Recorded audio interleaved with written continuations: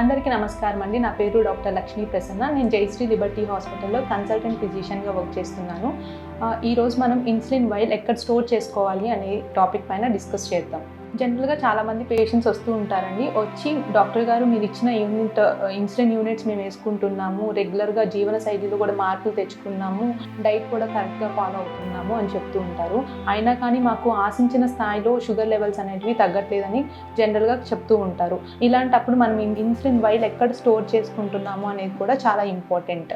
జనరల్గా insulin while open చేయకముందు 2 నుండి 8 డిగ్రీల మధ్యలో ఉండాలండి. ఒకసారి ఓపెన్ చేసిన తర్వాత బిలో 25 డిగ్రీస్లో ఉండడం బెటరు. దీనికి మనము ఫ్రిడ్జ్లో ఉన్న లోయర్ ర్యాక్స్లో పెట్టుకోవడం బెటర్ అండి. పేషెంట్స్ ఇన్సులిన్ వైల్ ఓపెన్ చేసిన తర్వాత బయట సన్లైట్కి ఎక్స్పోజ్ చేస్తూ ఉంటారు.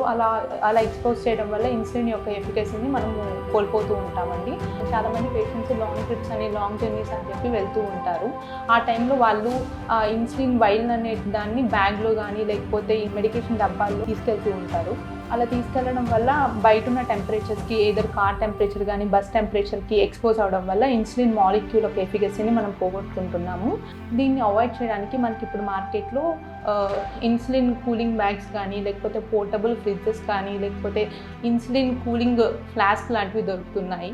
ఇవి యూస్ చేసి మనము ఇన్సులిన్ యొక్క ఎఫికసీని కరెక్ట్గా యూటిలైజ్ చేసుకోవడానికి ఉంటుంది. ఇన్సులిన్ యూనిట్లు కూడా ఎక్కువ అవ్వకుండా ఉంటాయి. Thank you. For more info follow Jayashree liberty hospitals.